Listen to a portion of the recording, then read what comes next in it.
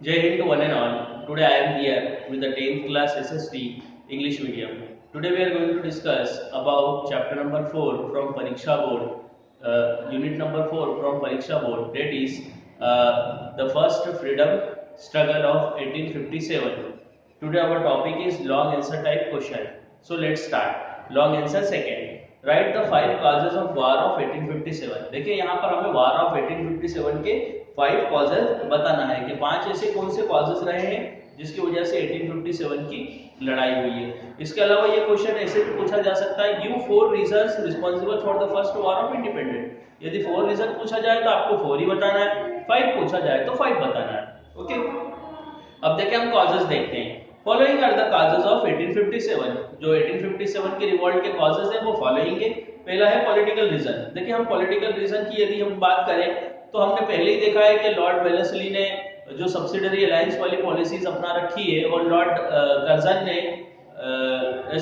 जो Lord Dalhousie हैं उन्होंने डॉक्ट्राइन ऑफ लेफ्ट वाली पॉलिसी अपना रखी है और इसकी वजह से सतारा, झांसी, नागपुर इन स्टेट्स को अपने कब्जे के अंदर ले लिया है। ओके, तो इन सारी चीजों की वजह से भी जो रूलर्स हैं उनके माइंड में डिसकंटेनमेंट था, तो इस वजह से भी ये भी एक वार का कारण रहा है।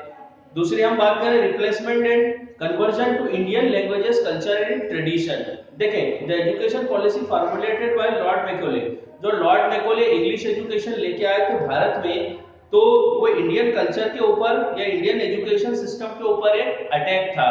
मतलब पहले जो लोग थे या तो वो मठ में पढ़ाई किया करते थे या मदरसों में पढ़ाई किया करते थे, लेकिन अब ये जो नया एजुकेशन सिस्टम आया है तो ये इंडियन कल्चर और एजुकेशन सिस्टम के ऊपर एक अटैक माना जा रहा था, प्रहार माना जा रहा था।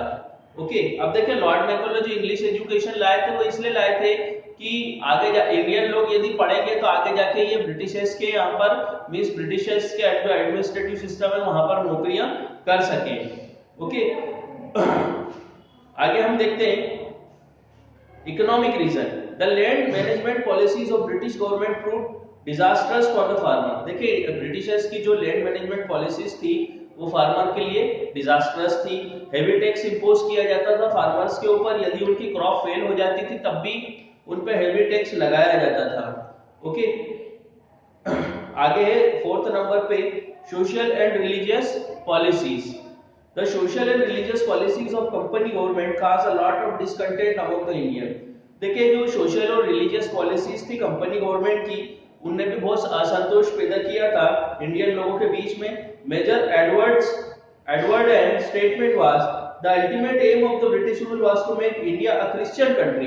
देखिए मेजर एडवर्ड एंड जो थे उनका स्टेटमेंट ये था कि जो ब्रिटिश रूल का मेन एम और उद्देश्य है वो ये है कि इंडिया को एक क्रिश्चियन कंट्री बनाया जाए, एक क्रिश्चियन देश बनाया जाए। Okay, company government made many laws and took major steps to eradicate the social prevails in India. देखिए कंपनी गवर्नमेंट ने बहुत सारे कानून बनाए और बहुत सारे स्टेप्स लिए कि इंडिया के अंदर जो सोशल एविल्स है उसको दूर किया जा सके। Indian considered this as an interference in their social life. अब देखिए इंडियन लोगों ने ये समझा कि ये हमारी सोशल लाइफ में इंटरफेयर किया जा रहा है। Spread of Christianity, enticement of Indians for conversion to Christianity, Christian education in educational institute where the reason which cause discontent among the Indian. देखिए इंडियन लोगों में जो डिसकंटेंटमेंट था उसके बहुत सारे कारण थे कि जो बहुत सी क्रिश्चियन मशीनरी वो क्रिश्चियनिटी को स्प्रेड कर रही थी। इसके अलावा जो इंस्टीट्यूशंस थे, जो ब्रिटिशर्स के इंस्टीट्यूशन थे, वहां पर भी क्रिश्चियनिटी को स्प्रेड किया जा रहा था, वहां पर भी क्रिश्चियनिटी की एजुकेशन दी जा रही थी। तो ये सारे कारण है कि जो इंडियन लोग हैं उनमें असंतोष पाया जा रहा है। नाउ 5th है discontentment among the soldiers. Owing to the political policies of company government, there was a lot of discontentment among soldiers. देखिए यदि हम बात करें सोल्जर्स की तो उनमें भी बहुत सारे डिसकंटेंटमेंट थे। दे पेड लेस। अब यदि हम बात करें इंडियन सोल्जर की तो इंडियन सोल्जर्स को कम पेमेंट दिया जाता था और जो यूरोपियन सोल्जर्स होते थे उनको पेमेंट ज्यादा दी जाती थी। हालांकि दोनों एक ही काम कर रहे हैं। European officers looked down upon Indian soldier. देखिए जो यूरोपियन ऑफिसर होता था उसे इंडियन सोल्जर को देखना होता था, मतलब कि जो इंडियन है उनका जो ऑफिसर से जो बड़ा हेड है वो हमेशा यूरोपियन रहता था, है ना। छोटे पद के ऊपर इंडियन लोगों को रखा जाता था, बड़े पद के ऊपर यूरोपियन को रखा जाता था। Due to religious constraint Indian soldiers were not inclined to cross the sea yet they were forced to sail and participate in the war. देखिए रिलीजियस कॉन्स्ट्रेंट होने की वजह से जो इंडियन सोल्जर है वो सी को क्रॉस नहीं करना चाहते थे, लेकिन फिर भी उनको फोर्स किया जाता था कि आप सी को क्रॉस करें और वार के अंदर पार्टिसिपेट करें। British government had forbidden Indian soldier to put tilak on forehead. देखिए जो ब्रिटिशर्स है वो इंडियन सोल्जर्स को तिलक लगाने नहीं देते थे। Okay, as a result discontentment was rise among the various section of society. तो देखिए इस वजह से समाज के अलग अलग ग्रुप्स के अंदर डिसकंटेंटमेंट पाया जा रहा है ब्रिटिशर्स के खिलाफ। Okay, around the same time a new rifle introduce this cartridge has cow and pig light. देखिए इसी के साथ में एक नई राइफल को इंट्रोड्यूस किया गया और जो उसके अंदर गोली लगाई जाती थी उस गोली का ऊपर जो उसका कार्टेज हुआ करता था वो ये माना उसको छील के और वो गोली लगाई जाती थी राइफल में।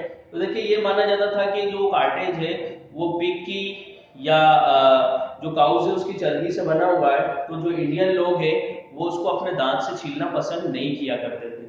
ओके, तो ये भी बहुत बड़ा कारण रहा है 1857 की लड़ाई का। अब देखिए यदि हम इमीडिएट कॉज की बात करें तो 29 मार्च 1857 को एक सोल्जर है मंगल पांडे, उन्होंने रिफ्यूज कर दिया, मना कर दिया कि वो लैडेड कार्टेज का इस्तेमाल नहीं करेंगे और गुस्से में आके उन्होंने एक ब्रिटिश ऑफिसर को शूट कर दिया। ओके, तो फिर बाद में मंगल पांडे को 8 अप्रैल 1857 को फांसी पर लटका दिया गया और ये पहले थे जिन्होंने 1857 की लड़ाई के अंदर अपना सेक्रीफाइस किया था और ये इमीडिएट कॉज है 1857 की लड़ाई का। इसके बाद में फिर 1857 का जो रिवॉल्ट है वो हुआ और वो हमने देखा कि जो मेरठ के सोल्जर्स हैं उन्होंने बहादुर शाह जफर को एम्परर ऑफ इंडिया घोषित किया और इस तरीके से ब्रिटिशर्स और इंडियन लोगों के बीच में 1857 की रिवॉल्ट शुरू हुई। तो देखिए ये पूरा सिस्टम है, ये हमने देखा, ये एक ही आंसर आपको दे रहा हूँ, इसको अच्छे से आपको लर्न करना है क्योंकि ये इंपॉर्टेंट आंसर है और एग्जाम में ज्यादातर आता रहता है। ओके, तो आज के लिए बस इतना ही। जय हिंद, जय भारत।